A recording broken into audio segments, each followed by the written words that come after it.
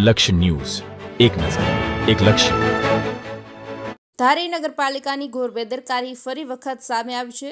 ધારીના નવી વસાહત નવપલ્લીના ક્વાર્ટર્સના રહીશો હેરાન પરેશાન.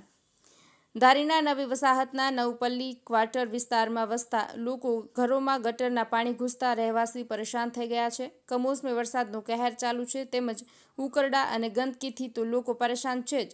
નગરપાલિકાને અવારનવાર લેખિત રજૂઆતો કરવા છતાં કોઈ ધ્યાન આપતું નથી. વરસાદ પડવાથી ગટરના ઢાંકણા ખુલ્લા હોવાથી ગટરના ગંધાતા પાણી ઘરમાં ઘૂસી જાય છે. આ વિસ્તારમાં આવી અનેક સમસ્યાઓને હલ ક્યારે થશે, આવી માંગ રહેવાસીઓ કરી રહ્યા છે. અગાઉ પણ સ્થાનિક લોકો દ્વારા નગરપાલિકાએ જઈને રૂબરૂમાં આ બાબતને રજૂઆત કરી હતી, પરંતુ આજ દિન સુધી પરિણામ માટે શૂન્ય આવેલ છે. થોડા સમય બાદ જ્યારે ખરેખર ચોમાસું આવશે ત્યારે સ્થિતિ આમ જ રહેશે કે તેમાં કોઈ બદલાવ આવશે, એ એક મોટો સવાલ ઉઠી રહ્યો છે. ધારી નવી વસાહતના ઉપલા ક્વાર્ટરના લોકો ઈચ્છી રહ્યા છે કે ગટરની તેમજ ગંદકીની જે સમસ્યા છે તેમાંથી કાયમી ઉકેલ આવે તેવું કાર્ય ધારી નગરપાલિકા દ્વારા કરવામાં આવે.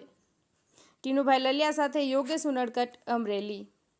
ઓકે, તમારું નામ? મારું નામ અશરફ છે. હું સરસિયા રોડ નવી વસાહત ઉપલા ક્વાર્ટરમાં રહું છું, રહેવાસી છું.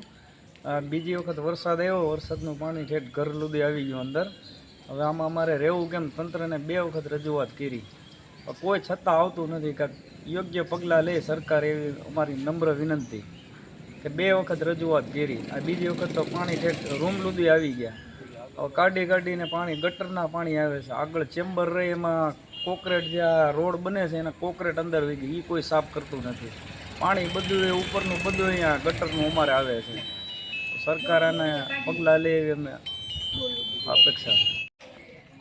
તમારું નામ શું છે? હે? મુમતાજબેન. મુમતાજબેન, શું તકલીફ છે મુમતાજબેન? અમારે જો આ પાણી ભરાણું છે, આ પેલો વરસાદ થયો તો આખું ફળિયું ભરાઈ ગયું છે, ઘર સુધી ઘૂસી ગયું છે. એમાં નાના બચ્ચા છે, એમાં કેમ અમારે રહેવું?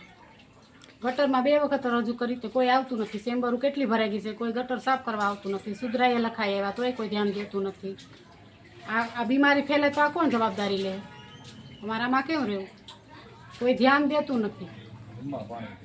ઘરમાં પાણી ઘૂસી ગયું છે. આજુબાજુમાં બધાને એ તકલીફ છે. કોઈ આવે છે ધ્યાન દેવા, કોઈ જોવા નથી આવતું. કોઈ ગટરનું કોઈ નિર્ણય નથી લેતું કે કેમ લેવું એમ. તમે તંત્રને રજૂઆત કરી હતી? અમે તંત્રને રજૂઆત કરી હતી, પણ કોઈ આવતું જ નથી. 2 વાર જઈએ એવા, 3 વાર જઈએ એવા. અત્યારે તમારું શું કહેવું છે? અમારે એ કેવું છે કે અમને આ ન્યાય દે, આ સાફ કરવાનું કાંક તો નિર્ણય લાવે કે નહીં.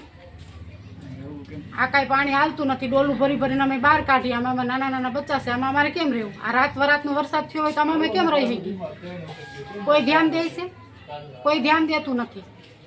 આ આવીને જોઈ જાય, મોકલો તમે વિડીયો ઉપર, અને આવીને તમે જોઈ જાઓ, એટલી અમારી વિનંતી છે.